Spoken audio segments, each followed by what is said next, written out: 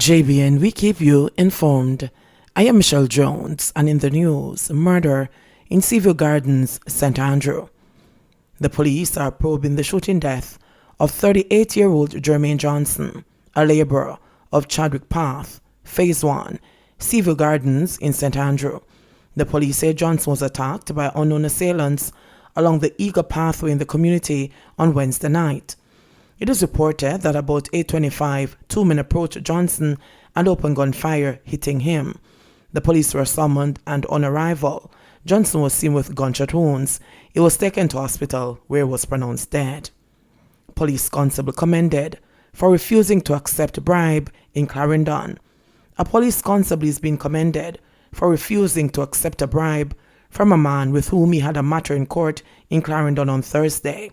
The accused man has been identified as Glenroy Cayman, otherwise called Bolo, a farmer of Havana Heights in Clarendon. Reports are that about 10:40 a.m., Cayman offered the constable $50,000 to drop a case that is currently before the parish court. The officer immediately pointed out the offense and charged Cayman with breaches of the Corruption Prevention Act. Operations Officer for the Clarendon Division, Superintendent Christopher Phillips, has commended the constable for acting professionally and displaying the highest level of integrity. As law enforcement officials, we have a huge role to play in the improvement of the corruption perception in Jamaica and the constabulary, said Superintendent Phillips. The accused court date for the new charges is being finalized. Airport employee busted for $1 billion cocaine seizure.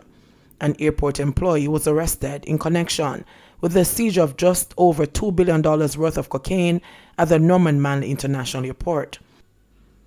The narcotics police were conducting operations at the airport as part of the constabulary's operational surge for the Christmas season.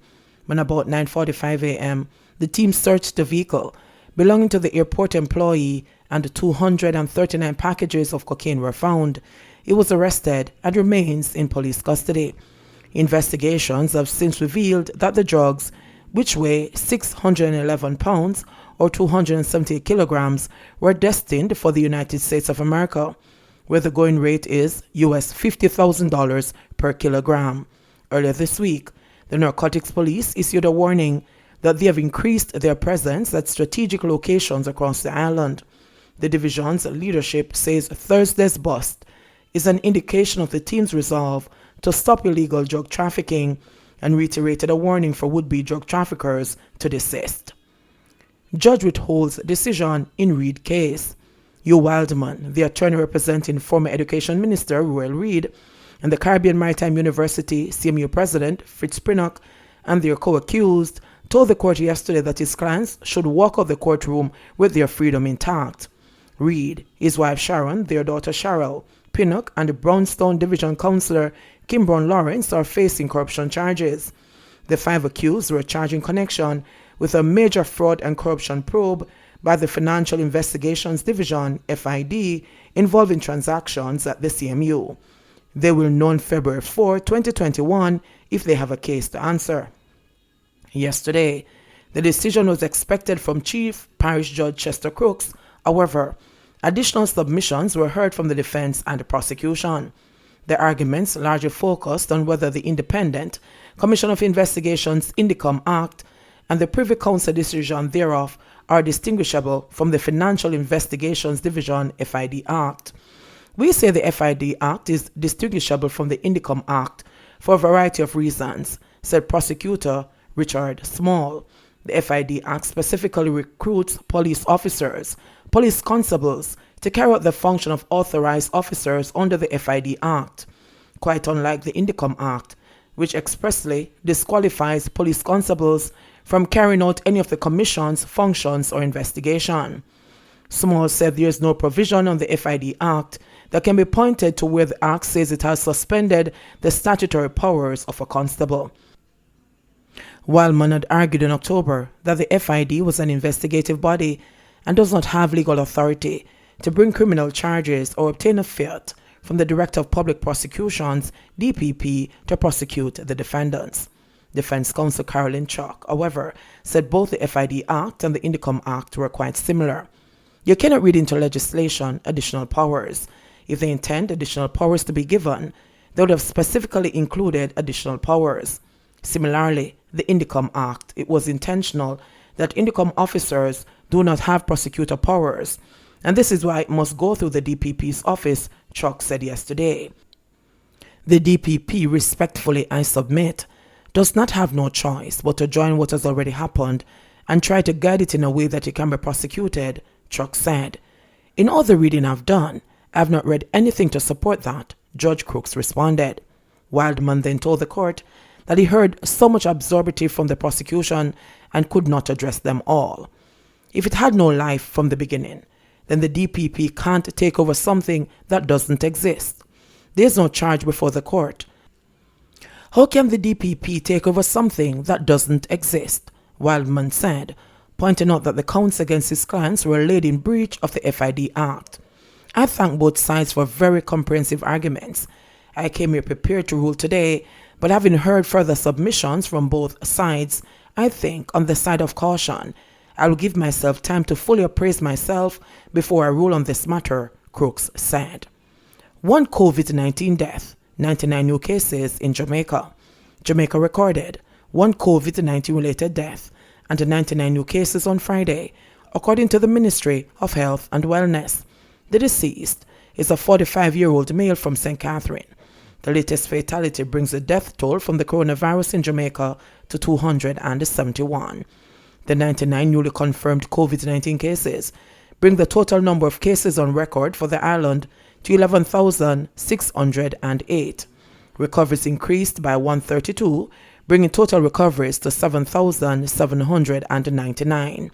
Of the newly confirmed cases, 55 are females and 44 are males, with ages ranging from 1 to 92 years.